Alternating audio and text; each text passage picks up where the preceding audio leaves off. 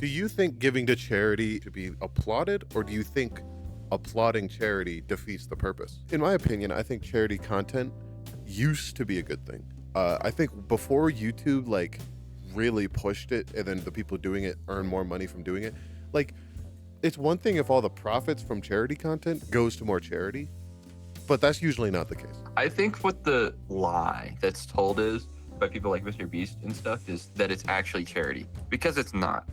Because charity implies some sense of altruism, like you're doing it despite yourself.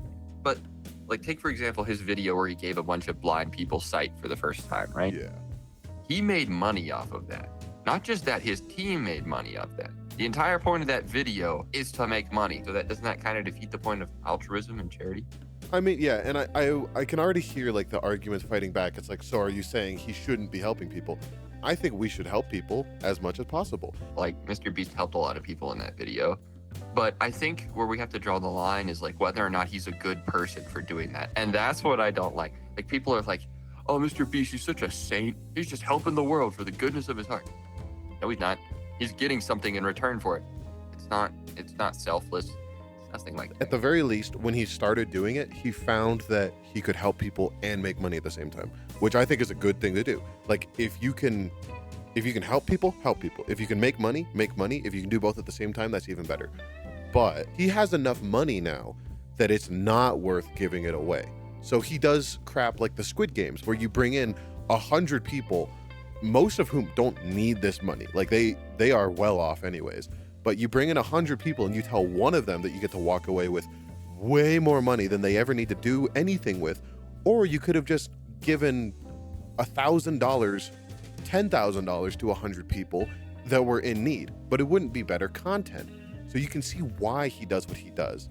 But at that point, it's not about helping people. It's about making the content and making the money. Well, considering this is philosophy 101, do you know anything about Immanuel Kant's view on like treating people as means to an end? No, I don't go into the library and start asking for Kant. So, well, you see.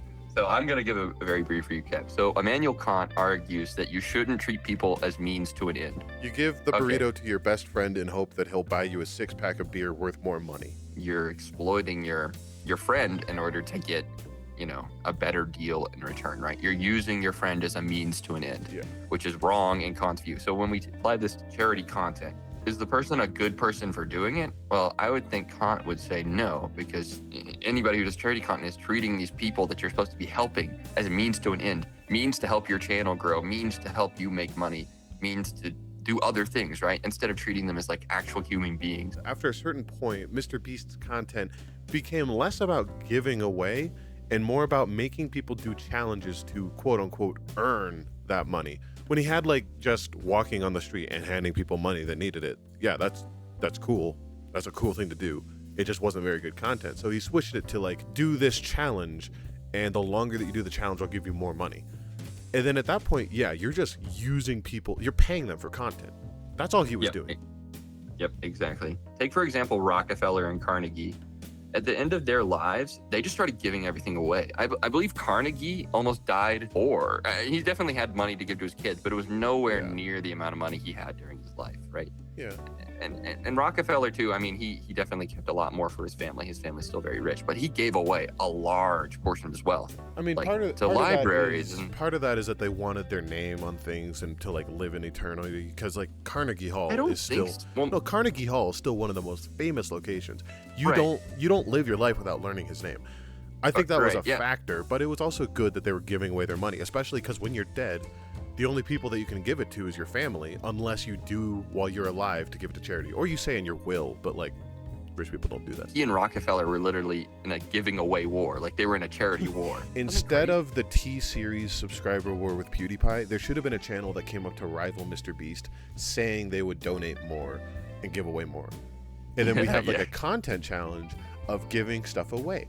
But that would still have the problem that we're talking about, but at least more people would be benefited, because when it's Mr. Beast, it's an issue of like supply and demand. He has the supply, so he can demand whatever he wants out of the people to get that money. Take, for example, like Jeff Bezos or Elon Musk or people like that. They have more money than is even possible to imagine. Like, their life is not affected if they lost half of their net worth. 90%. Probably not even 99%.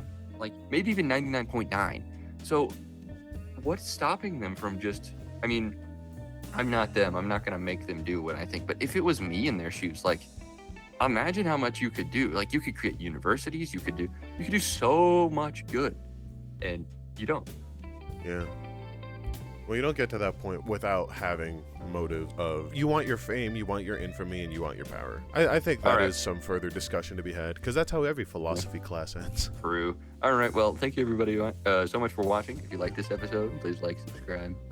If you have any like criticisms or anything, we happily we would love to hear them in the comments below.